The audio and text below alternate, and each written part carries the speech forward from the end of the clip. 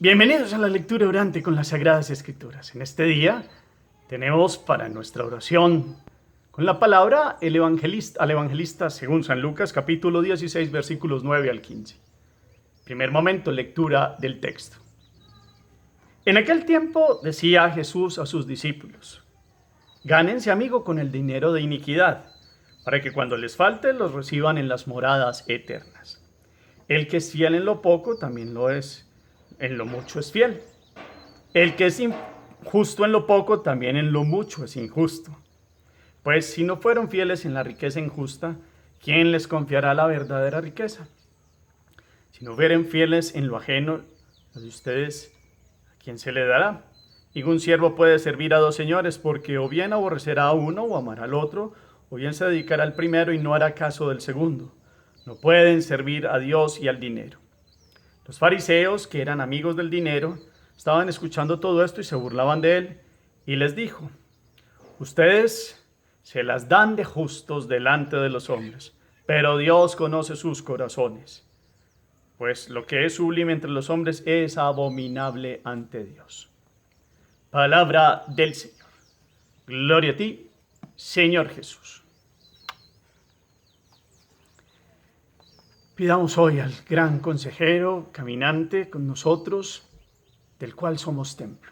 Invitémoslo, digamos: ven Espíritu Santo, llena los corazones de tus fieles y enciende en ellos el fuego de tu amor. Envía tu Espíritu y todo será creado y renovarás la faz de la tierra. Espíritu Santo, ilumínanos y santifícanos con tu gracia, presencia y bendición. Amén. ¿Qué dice el texto? Lucas 16, 9, 15. Y para esto es bueno tomar el texto de ayer. Vamos viendo que es como una consecuencia de lo que planteaba ayer el Señor en la parábola del administrador infiel. Precisamente que después de ello, ¿qué enseñanzas da Jesús? Hay como tres momentos de enseñanza allí, y después hay un contexto con los fariseos, y Jesús también les da una razón de su actuar y de cómo procede Dios. Miremos los elementos, las palabras, los detalles, toda la narración, toda la enseñanza de Jesús. Segundo momento, meditación. Ayer con esta parábola del administrador infiel, Jesús ponderaba cómo el hombre es tan astuto para ganarse amigos a través de muchas situaciones que son humanas, y cuánta capacidad y cuánta inventiva y cuántas fuerza para granjearse, para formarse, para tener un futuro supuestamente puesto en los bienes y en las conexiones humanas. Hoy Jesús nos quiere mostrar que lo que ayer enseñaba tiene también una enseñanza, y ayer ya algo profundizábamos en ello. Por eso cuando dice él: gánense amigos con el dinero de iniquidad, hay que tener clarito bien qué es lo que él quiere decir allí. Normalmente, muchas veces el dinero puede ser utilizado injustamente, o hay situaciones de injusticia que por bienes, por uso del dinero. Pero lo que normalmente el hombre puede usar mal, porque a veces el mundo lo enseña así, ¿por qué no usarlo bien? ¿Por qué mejor no invertirlo en Dios? ¿Por qué no ubicarlo como es? No es que sea malo, es un medio. Enfáticamente lo hemos comentado. Y esto no va contra los ricos, porque es que normalmente en el corazón de cada uno nos puede haber un altar, tengamos o no tengamos dinero. y de pronto puede haber un altar al dinero, cuando se vuelve un fin en sí mismo. Claro, se necesita y hace parte de la formación de los hijos, de sacar adelante la familia, del trabajo, de los recursos necesarios, etcétera, etcétera. Pero aquí lo que Jesús quiere es que ese corazón humano que tiende tanto a acaparar y a idolatrar y a hacerle un altar a los bienes, a los recursos, a todo lo que está implicado en el culto al dinero, se convierta más bien en una inversión celestial o una inversión de eternidad. Por eso aquí el buen uso y sabio inversión del dinero, con un empleo altruista, con un empleo de caridad, de misericordia. Es más, el que tiene sabiduría de Dios, sabe que cuando utiliza el dinero en Él, en Dios, se multiplica. Se multiplica. Es impresionante. El padre Rubén tiene un dicho que es, si uno va detrás del dinero, el dinero huye de uno. Pero si uno le huye al dinero en el sentido de no es el centro, pero trabaja y se esfuerza, Él viene y vendrá. Y más cuando es utilizado en bendición. Yo lo cito para muchos que han sido empresarios y empresarias que han utilizado el esfuerzo del trabajo de sus familias, de ellos, para hacer fundaciones, para hacer proyectos sociales con un fundamento estructural sólido. Cómo esas empresas y esas familias son aún más bendecidas. Qué bueno que eso se lo tuviera claro. Y normalmente entonces, si otros lo utilizan injustamente, a esto se debe lo que habla Jesús, ¿por qué no emplearlo bien? Esa es la gran meditación de hoy. Ustedes dirán, pues es que yo no soy empresario. Cada uno desde lo que tiene puede dar. Aún es más digno aún desde lo que no tiene. Y cómo eso nos va a dar bendiciones en Dios. Seguramente yo apelo aquí a su historia personal de vida en la meditación, para que ustedes miren cuando han sido amplios y han utilizado el dinero y sus recursos que han recibido para el bien de otros, cómo se les ha multiplicado la bendición. Los invito a que piensen. Y si no ha pasado, que seguramente sí ha pasado, porque la palabra los ha movido a ello, pero si no ha pasado, es una invitación para que aprendamos a utilizar lo que normalmente el mundo, con esa jactancia del dinero, con esa avaricia a veces, nos impide como mirar más allá y compartir. En un segundo momento viene con unas expresiones a hablar de lo que es fiar en lo menudo. Entonces, en lo pequeño es también fiar en lo importante. Lo pequeño delante de Dios son estas cosas del mundo.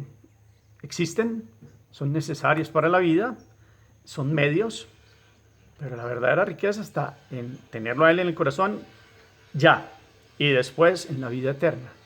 Eso ni con todo el oro del mundo se puede comprar. La redención de la cruz ni con todo el oro del mundo. Es el bien eterno.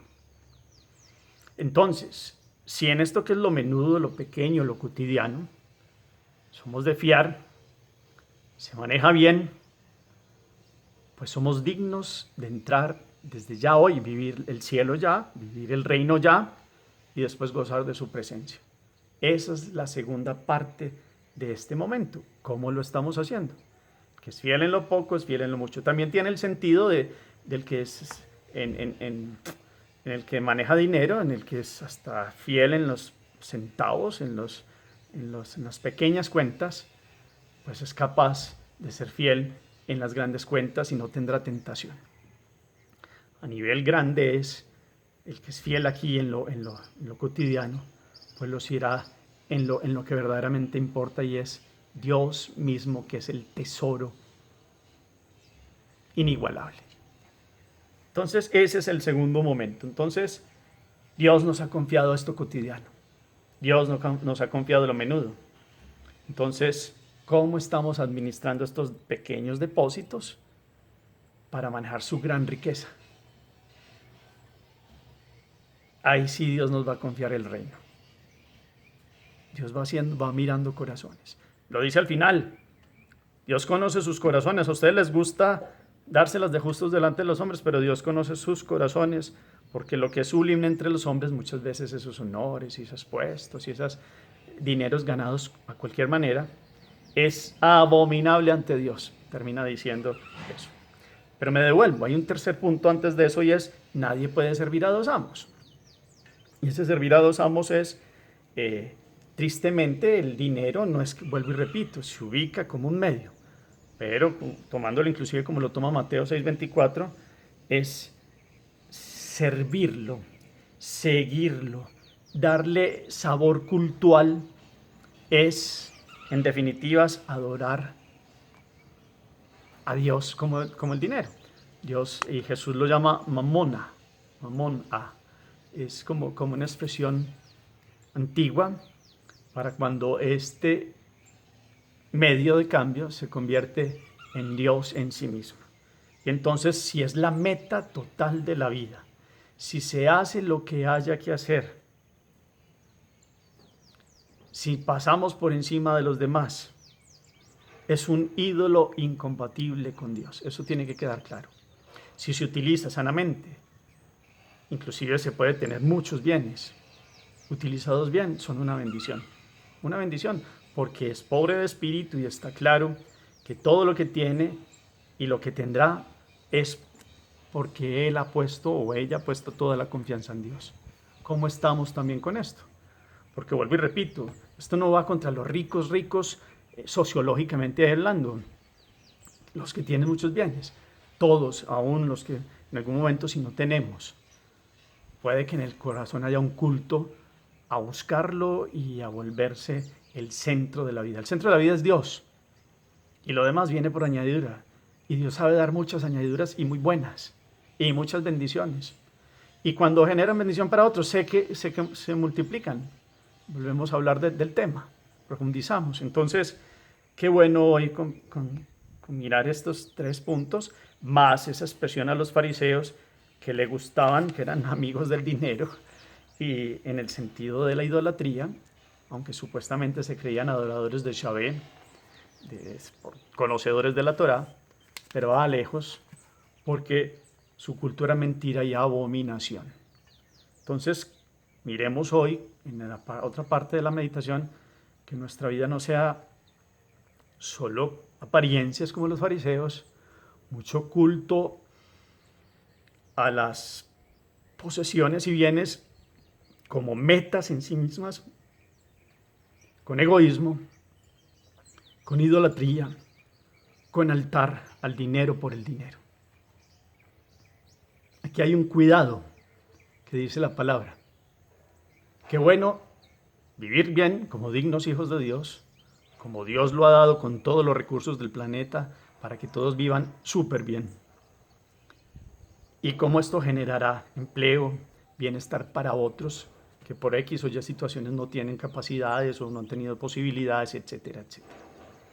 Pero entonces aquí hay un análisis profundo del corazón, al suyo y al mío, sobre el manejo de los recursos, sobre ser fieles en lo poco, ser fieles en lo mucho, sobre aquello de verdaderamente ganarse las moradas eternas con algo que normalmente otros puedan utilizar mal, que son los recursos en la vida, y que podamos hoy verdaderamente vivir en la riqueza del Evangelio. Evangelium, la mejor noticia es Jesús. Él es el tesoro. Acuérdense ustedes del hombre que encuentra un tesoro, va y vende lo que tiene. Pues ese tesoro es Jesucristo. Y cuando se encuentra uno con Jesucristo, alguien lo conoce verdaderamente, que no se nos queda en palabra, a mí también.